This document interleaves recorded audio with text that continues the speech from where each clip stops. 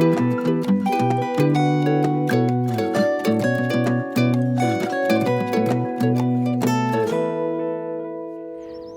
Heidi Rader here with Cooperative Extension. I'm in the Georgeson Botanical Garden at the University of Alaska Fairbanks.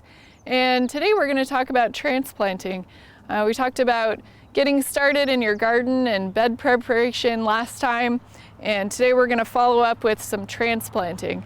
So you can start plants inside in your house, or you can buy them from a greenhouse. But either way, you're going to spend money on your transplants, or you're going to spend some time growing them. So you want to be careful when you plant them outside.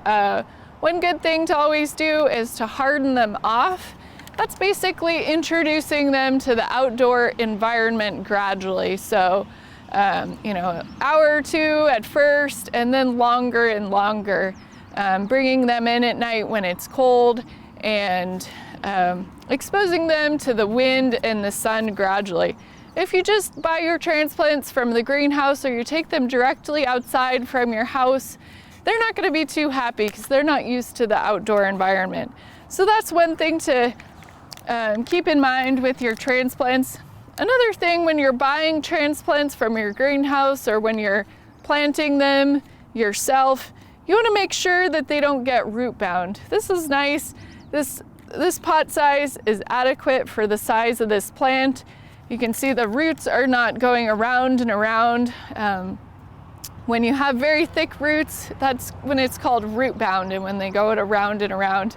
If the plant is way too big for the pot, it's actually not going to be healthier. Sometimes it's easy to want to buy the plants that have blooms on them already, or maybe even growing fruit, but they're not necessarily going to be the healthiest transplant. So that's one thing to keep in mind when you're buying transplants. Then when you actually plant them in your garden, you want to just you can dig a little hole with your hand or with the trowel, and usually you just kind of firm it down like that. You can press the soil in lightly and make a little well around the plant.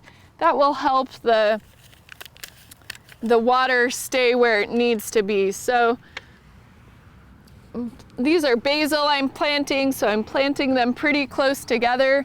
If you're planting something like squash, they're going to need about 3 feet of space. So you'd plant them about like this, and you can even stagger them in your bed to use your space a little more effectively. But it's easy sometimes when you buy plants and they're small to plant them too close together, because it's hard to envision how big they're going to grow later. So after you plant them, you want to water really thoroughly, and then let the soil dry out a little bit. You don't want them to get to a wilting point.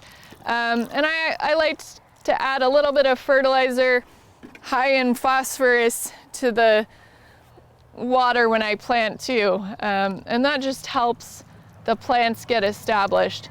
But what you want to do is water really thoroughly, and then let it dry out a little bit, so that the plants are forced to develop a good root system. If you don't let the soil dry out at all, they're never going to be forced to develop a healthy root system. So that's really important when you're planting transplants. And also, make sure that it's not going to freeze. So check the forecast. Here in Fairbanks, we usually wait until June 1st before planting outside. But check your forecast and see when the last frost in the spring usually is where you live. That's all for today. Hope to see you again next week here in the garden with Cooperative Extension Service. I'm Heidi Rader.